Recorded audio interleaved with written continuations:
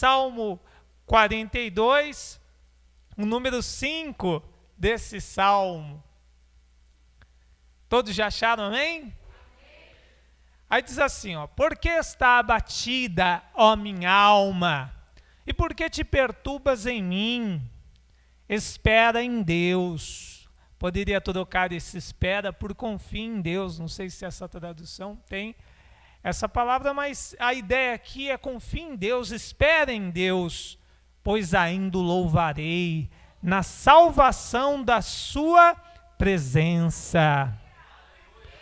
Glória a Deus, olha que bênção. Vamos orar um pouco mais para que Deus dirija esta palavra, não seja carne e sangue, mas só o Espírito de Deus. Senhor Deus e Pai, estamos aqui concordando em oração e queremos ouvir a Tua voz, a Tua palavra. Mas quem somos nós, Senhor? Simples mortais para falar em Teu nome. Os anjos queriam fazer isso que eu estou fazendo agora. Meu Deus, de um lado, a nossa parte humana gostaria de se eximar da responsabilidade de pregar, mas é uma grande alegria, é uma grande honra. Então, meu Deus, dá a nós agora uma palavra rema, uma palavra revelada, uma palavra poderosa, que venha curar, libertar, restaurar a cada um dos Teus servos que aqui estão, em nome de Jesus, amém, e graças a Deus. Vamos aplaudir mais uma vez a palavra santa do Senhor Jesus. Glória a Deus, louvado seja o nome do Senhor. Pode se assentar em nome de Jesus. Amados, qual é o valor da confiança? Se nós pudéssemos precificar o valor da confiança, quanto seria, o que valeria a confiança? Hoje vou falar de pessoas que depositaram em Deus sua confiança. Eles acreditaram que mais valeria a pena colocar a sua confiança em Deus. Nós temos muitos personagens na Bíblia que mostraram realmente confiança, uma confiança firme em Deus. Mas eu quero trazer um pouco a realidade nossa do dia a dia. Você sabia que você pode emprestar para o banco? Isso é meio estranho, sou estranho para nós, não é? É normal nós irmos ao banco e pegarmos emprestado do banco. Mas nós podemos emprestar ao banco. E fazemos isso quando colocamos um dinheiro na poupança. É literalmente um empréstimo. Mas olha que interessante, amados. O banco chega a praticar um juros absurdo de 7% ao mês. Mais ou menos, pode até ser mais, mas é mais ou menos aí essa faixa de 7% ao mês. E quando você vai no banco desesperado, porque só vai ao banco pedir dinheiro quem está muito desesperado. Aí ele vai e pede um valor ao banco e o banco diz assim, tudo bem, eu te empresto. Mas diz, olha, a cada mês que você não me pagar me devolver esse dinheiro, eu te cobro 7%. Se forem 10 meses, 7% vezes 10 daria 70%. Se fosse um valor de R$1.000, daria ao final de 10 meses R$700 de juros. Um absurdo, não é? Quase o dobro do valor pego emprestado. Isso eu estou colocando aqui, mas é claro que com taxas e tudo mais, e se for juros sobre juros, se você atrasar um mês, você provavelmente vai pagar muito mais. Mas se você emprestar o mesmo valor para o banco, já a coisa é diferente.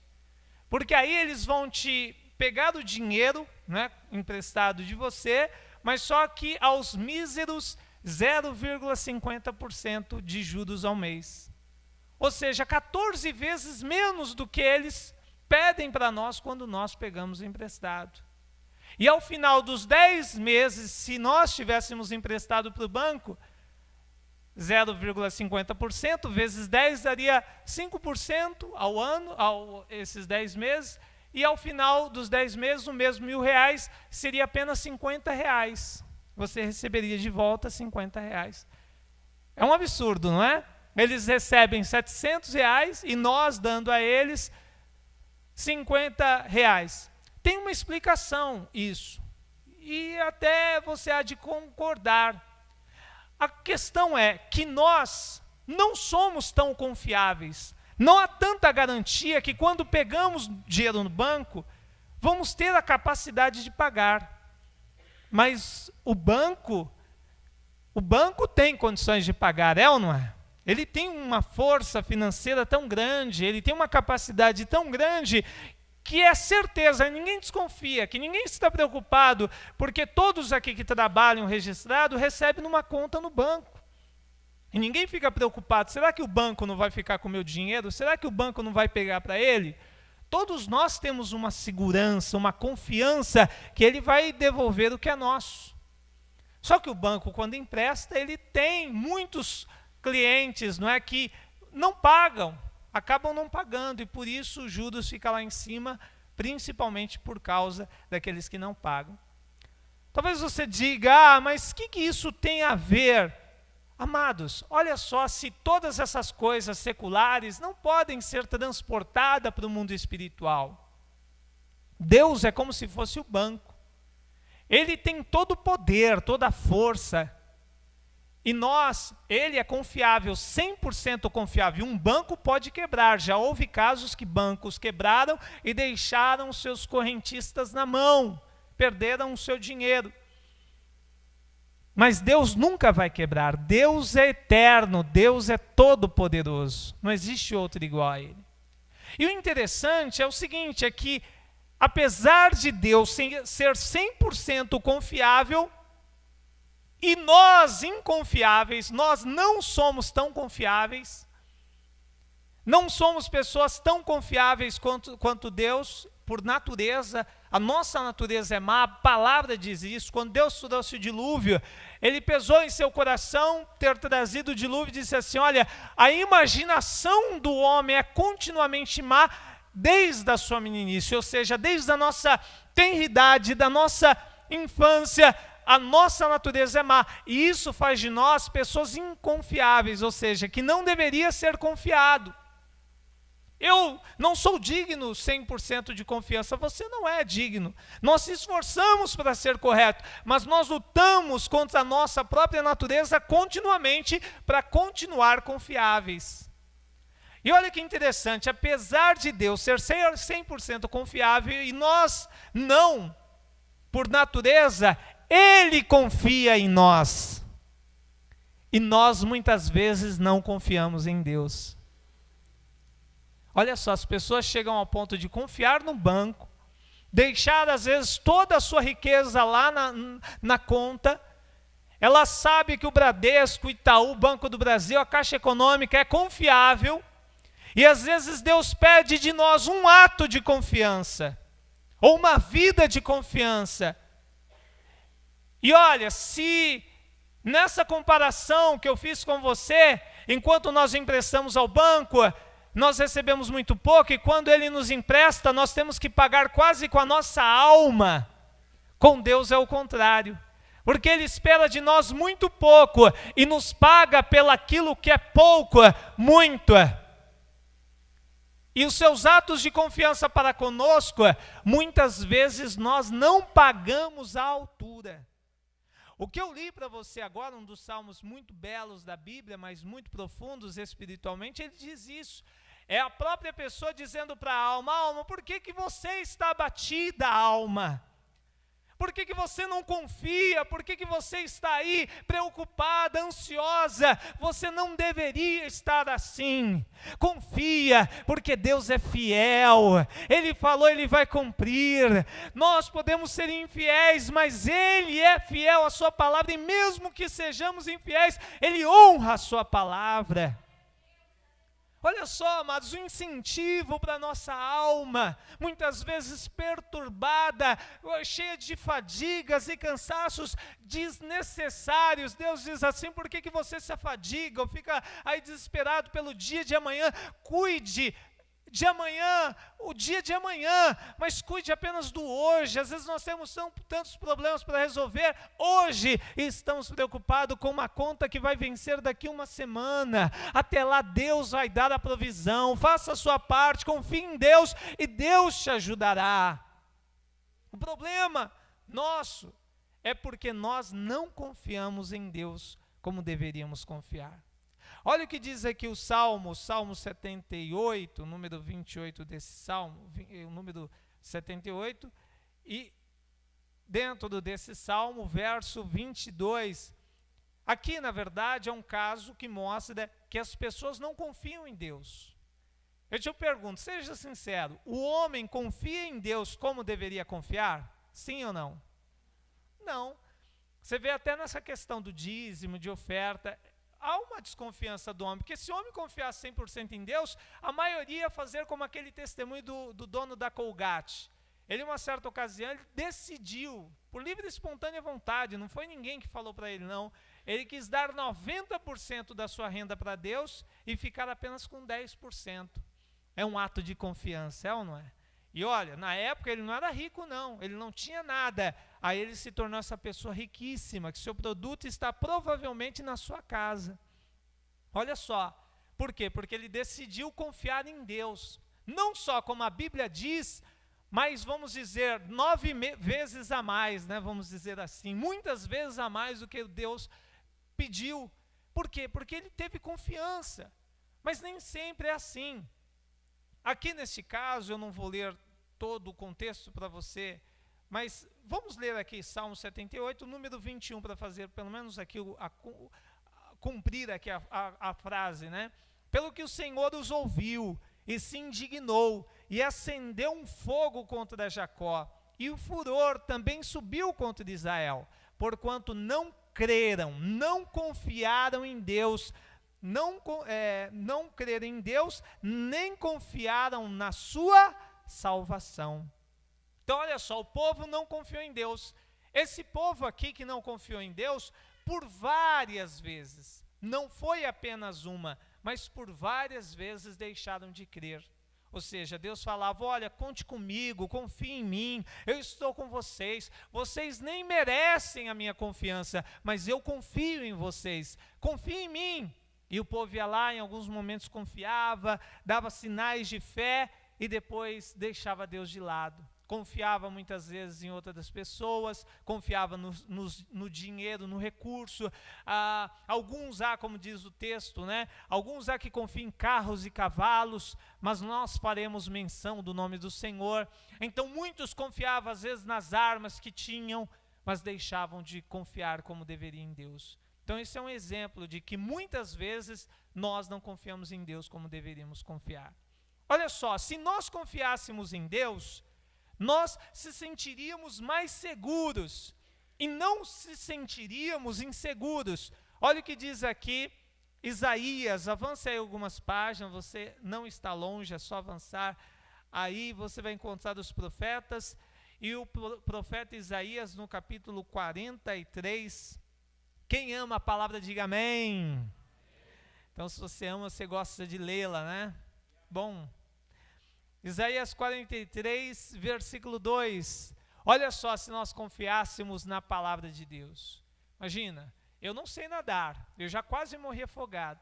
Pulei na piscina, era fundo e fiquei quase morrendo quando criança, né? Quase morri afogado. Aí viram minhas mãozinhas lá para fora e me puxaram. Mas ainda que você estivesse ali em alto mar, se caísse nas águas, segundo esse texto, a palavra diz assim, olha, você não se afogaria. Ainda que você fosse lançado de repente no fogo, por qualquer razão, estivesse no meio do incêndio, todas essas coisas, há uma necessidade para que Deus cumpra essa palavra, porque está na condicional. Isaías 43, 2, quando passares pelas águas, estarei contigo, e quando pelos rios eles não te submergirão, quando passares pelo fogo não te queimarás, nem a chama arderá em ti. É difícil, né? No momento em que a pessoa está lá afogando. E é legal porque quando você pega a palavra de Deus, você vê a palavra de Deus se cumprindo. Olha a falta de confiança de Pedro quando ele anda sobre as águas. Ele teve até um ato de confiança. Jesus, eu posso ir a ti, porque Jesus estava vindo de encontro a ele sobre as águas. Ele começa a andar, um ato de confiança. Mas de repente bate o vento, começa uma certa situação, e ele começa a afundar. Amados, isso é um absurdo. Por quê? Porque ele sabia muito bem nadar, mas a condição de medo fez com que ele quase afogasse. sendo um profissional. Ele sabia muito bem nadar. Mas por que isso? Por falta de confiança. Naquele momento ele perdeu a confiança até em si mesmo, porque ele com certeza poderia nadar, pegar no pé de Jesus, segurar ali e morrer. Ele não ia morrer. Ele teria algo para se ancorar, mas até aquilo que ele sabia fazer, naturalmente ele perdeu a capacidade de fazer. Falta de confiança. E é isso que Deus quer nos ensinar nesta noite. Primeiro, confie em Deus. E em segundo lugar, confie em você, porque Deus confia em você. E se Ele confia em você, você também deve confiar. Não aquela autoconfiança, aquela soberba de dizer eu posso, eu consigo. Não, mas olha, eu posso, eu consigo, porque Deus é comigo. Se estiver afogando, não vou morrer afogado, porque Deus está comigo. Deus disse que estaria comigo se eu passasse pelas águas. Se eu estivesse no rio, eu não afogaria, porque Ele estaria ali para me salvar. Quando você olha para as finanças, que é um dos problemas atuais, apesar que o texto aqui é muito mais do que isso, mas em Filipenses, no capítulo 4, no versículo 19, é um texto muito conhecido, que fala sobre a questão de confiar em Deus, e que nós devemos confiar em todos os momentos da nossa vida e para todas as necessidades que nós temos. E eu sei que em tempos difíceis, como estamos vivendo aqui no Brasil, essa é uma questão que muitas vezes afasta a pessoa da vida espiritual, porque ela busca uma solução, e ela não encontra, e ela vai ficando desesperada. Nós tivemos aqui mesmo, amados, caso de uma pessoa que estava passando aí, na época o pastor Adriano até estava pintando a igreja, e aí a pessoa desesperada, não consegue emprego há muito tempo, e muitas pessoas estão assim. E aí ele estava saindo para vender coisas, mas não leva jeito, não é todo mundo que nasceu para vendas. Vendas tem que ter um certo dom, não é? Para você trabalhar com vendas na rua, não é para qualquer um. E desesperado, tentando vender coisas na rua, mas não tem habilidade nenhuma, não sabe, não consegue, estava sendo despejado. Uma pessoa dessa, ela perde todo o norte, ela não tem mais direção, não tem mais condições. Mas se a pessoa confiar em Deus, fizer a sua parte, correr atrás, fazer a sua parte, Deus vai dar as condições para ela.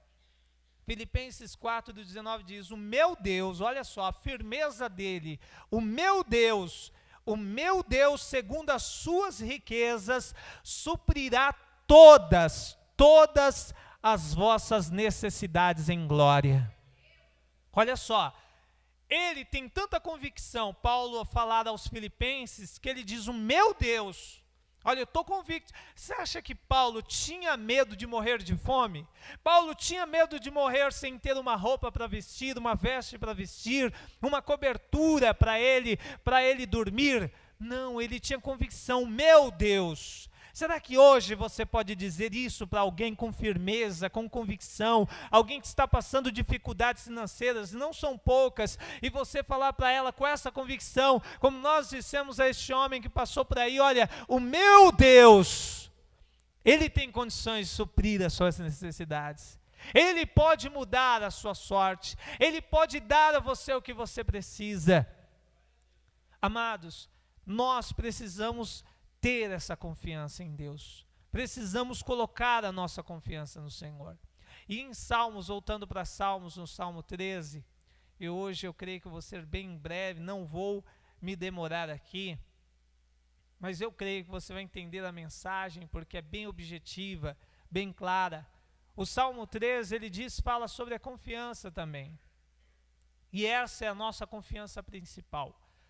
O homem, ele tem uma carência física e todos os dias ele tem que suprir essa carência através do alimento. Ele come pela manhã, meio-dia, à noite.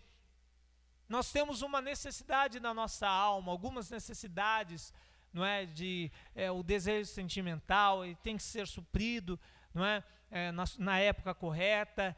Nós temos necessidades por coisas de alcançar êxito, sucesso. Isso não é pecado não, amados. Você conseguir ter uma boa faculdade, ter um bom emprego, essas coisas realizam a nossa alma. Nós ficamos tão felizes, não é? Quando alcançamos algo. O vendedor que vende, quando ele faz uma grande venda, é uma grande alegria, ele fica muito feliz. Às vezes não é nem a questão do dinheiro em si que ele vai receber, mas aquela alegria. Qualquer um funcionário aqui, quando faz um dia de trabalho bem sucedido, quando chega no final do dia de trabalho e ele fala, olha, hoje eu consegui todos os meus objetivos, ele fica tão feliz, alegre, não é? Isso realiza a nossa alma. Deus nos fez carentes dessas coisas. Cada dia nós lutamos e buscamos algo melhor, e isso faz parte. Mas nosso espírito, ele tem uma necessidade, e essa necessidade nós temos que suprir, e não pode ser suprida com carne, com arroz, com feijão, com pão.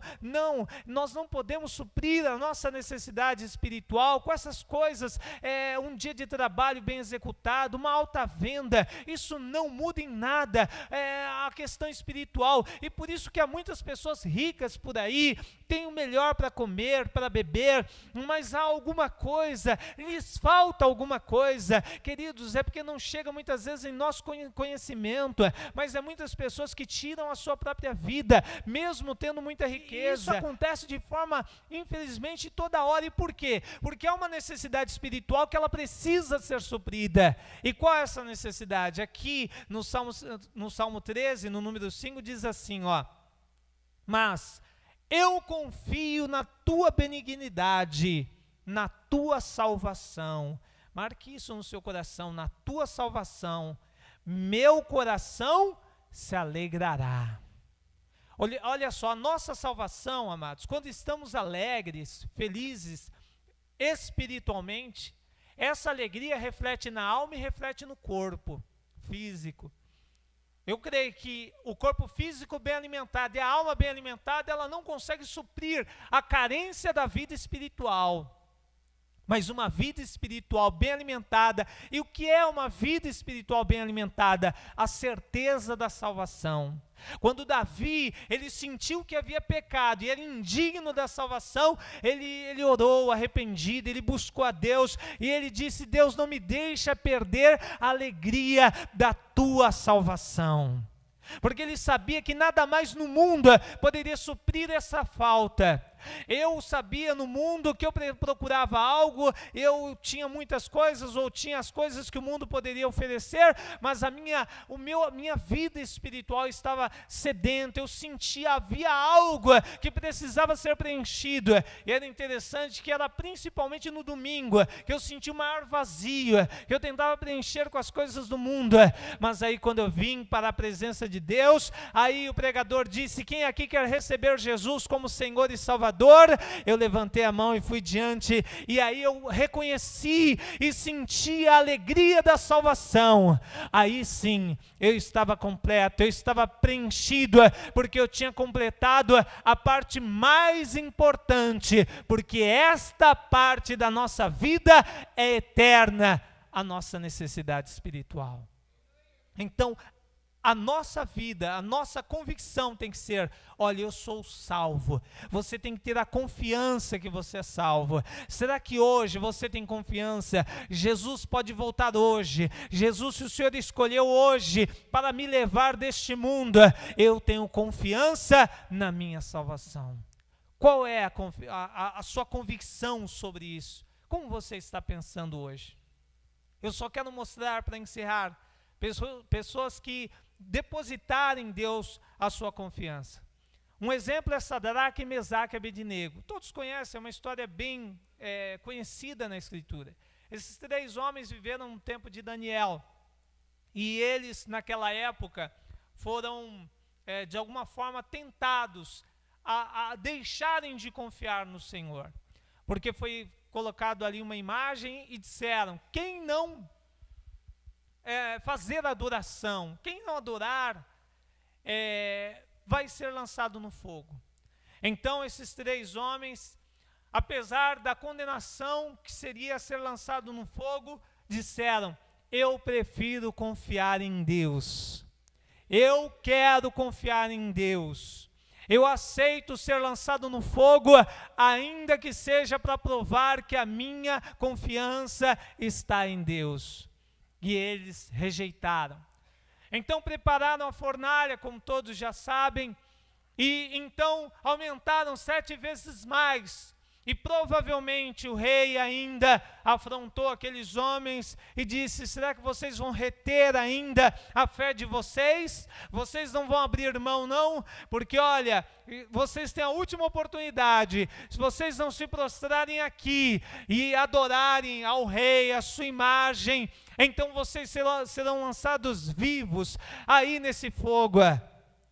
E eles disseram: a nossa confiança, vocês podem queimar o nosso corpo, as nossas vestes, mas vocês não podem tirar de nós a confiança que temos em Deus. E aqueles 3 homens foram lançados. Diz a palavra que ainda os soldados que estavam lançando eles no fogo foram mortos pela temperatura alta que estava aquele fogo. E eles foram jogados. E de repente o rei olha para dentro daquela fornalha e vê algo espantoso e começa a se indagar com os que estão à sua volta. Não foram 3 homens que lançamos ali no fogo, eu vejo um quarto, e esse quarto é semelhante ao Filho dos Deuses. Este quarto, olha, tem uma aparência diferente, ele não pode ser desta terra. Este quarto que estava ali era aquele que nós devemos ter a confiança. Amados, se cumprir Isaías que nós lemos há pouco, ainda que passe pelo fogo, nada vai acontecer. Eles saíram daquele fogo, não havia cheiro de fumaça neles, um fio de cabelo deles não foi queimado. Por quê? Porque eles confiaram em Deus. E esta tem que ser a nossa confiança. Ainda que sejamos aí condenados à morte por causa desta confiança, devemos persistir firme, sabendo que há um valor em confiar. Mas interessante, amados, é que Jesus, ele confia em nós muito mais do que nós confiamos nele. E nós não somos dignos de confiança. Você tem coragem de dizer isso? Diga assim: olha, eu não sou digno de confiança. Você tem coragem de dizer isso? Nós achamos ruim, né? Mas eu sou digno de confiança, é mesmo? A palavra diz que nosso coração é enganoso, quem o conhecerá?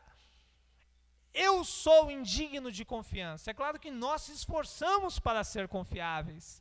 Mas olha que interessante, amados. O Mateus até falou aqui, usou parte do texto, citou Judas. E o texto que ele disse que o Judas mexia ali no dinheiro. Olha só, olha como Deus confiou em Judas. Ele era digno de confiança? Não. Mas mesmo assim Deus foi lá e confiou nele, depositou confiança nele e disse: olha, eu confio em você. Ou seja, Deus confia em nós não porque nós merecemos. Ele confia em nós porque diz: olha, eu confio, você pode até não merecer minha confiança, mas eu continuo confiando em você. E é tão bom saber que as pessoas confiam em nós, é tão bom saber que nós temos alguém que confia, e principalmente quando todos deixaram de confiar, é tão bom saber que tem alguém ainda que confia em nós. Deus está dizendo nesta noite: eu confio em você. Você pode ser uma pessoa que os outros não dão crédito, mas Deus está dizendo: eu dou crédito a você. Eu confio em você. Então, se você se sente culpado, pastor, olha, eu me sinto indigno da confiança de Deus. Mas eu creio, se Judas tivesse se arrependido, sinceramente, a tempo, e dissesse: Deus, me perdoe, eu cometi erro, Deus daria chance a ele. Então Deus ainda dará chance, enquanto houver para nós esperança. Continue, se posicione, amados, nessa questão da confiança. É esta mensagem que eu quero deixar ao seu coração. A posição, veja que interessante, a posição não é garantia de agradar a Deus. Judas tinha uma posição de honra. Ser tesoureiro de Jesus era uma posição de honra, é ou não é? Mas uma posição não garante que você está agradando a Deus.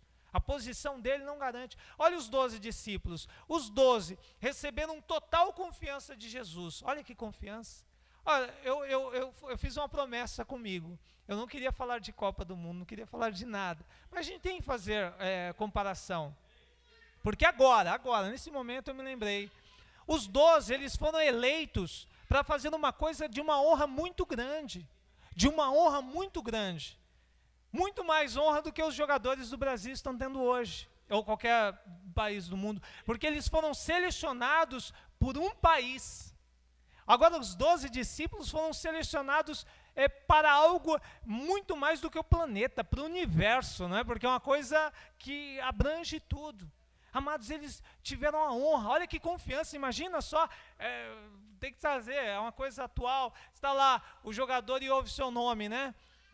Fulano de tal, imagina a alegria deles, porque é uma coisa que muitas pessoas, a atenção de todo mundo, está lá, e olha a honra que esses rapazes estão tendo hoje, mas imagine quanta honra os discípulos tiveram, porque eles foram escolhidos para estar do lado do Senhor Jesus. Não seria uma taça de ouro que depois o fogo vai derreter, mas eles conseguiriam algo que vai valer pela eternidade. Olha que confiança Deus teve neles. Imagina chamar Pedro, está convocado Pedro, Judas, João, está convocado André, e eles fizeram parte do time de Jesus. E Jesus sendo o técnico ali todo dia corrigindo, ensinando, preparando. E olha, os 12 provaram durante o período que passou com Jesus, que não mereciam a honra que tiveram. Pedro, por exemplo, negou por 3 vezes a Jesus. Negou 3 vezes. Depois Jesus ficou falando, olha, você me ama. Ele ficou ali meio, né, querendo convencer. Mas quem passou com Jesus como técnico, não tem como errar. Porque lá na frente, Pedro teve coragem de não se sentir digno de morrer crucificado como Jesus. E aceitou, pediu para ser crucificado de cabeça para baixo. Paulo morreu perdendo a sua cabeça e todos os grandes homens de Deus. Então eu quero agora que todos se coloquem de pé. O Senhor confia em você. O Senhor te elegeu, te escolheu. Você é muito mais importante do que você imagina. Porque Jesus está contigo, Ele é contigo. Ele confia em você. Ele nos pede tão pouco, não é? Perto de tudo aquilo que Ele fez. Então quero... primeiro, convidar aqui, se alguém ainda não havia recebido Jesus como Senhor e Salvador, dê um sinal com a sua mão, deixa eu orar por você, porque um dia eu tive essa oportunidade, fui a uma casa de oração e alguém convidou e eu recebi Jesus, e aí então eu tive aquela alegria, a alegria da salvação, a alegria de saber, olha, se eu morrer agora, eu tenho a vida eterna, tenho uma vida perfeita lá no céu. E se você está aqui e diz, pastor, eu já recebi, mas eu quero me reconciliar, voltar para a presença de Deus. Você está distante, longe e quer voltar, Jesus diz, olha, eu estou aqui, vinde todos os que estão cansados e sobrecarregados e eu vos aliviarei. Se você confia em Deus, não há perturbação, não há problemas que possam tirar a tua paz. Porque mesmo que houver uma situação de morte iminente, você tem 2 esperanças, de Jesus te curar, de Jesus curar o teu familiar, então há uma esperança, porque você confia na pessoa certa, e se isso não acontecer, ou você ou esta pessoa partindo desse mundo, parte com a certeza de que vai morar com Deus, vai morar na glória. Então com Deus é ganhar ou ganhar. É ganhar ou ganhar, e vale a pena. Então, baseado em tudo isso que já falamos, quero orar por você, quero abençoar a tua vida. Senhor,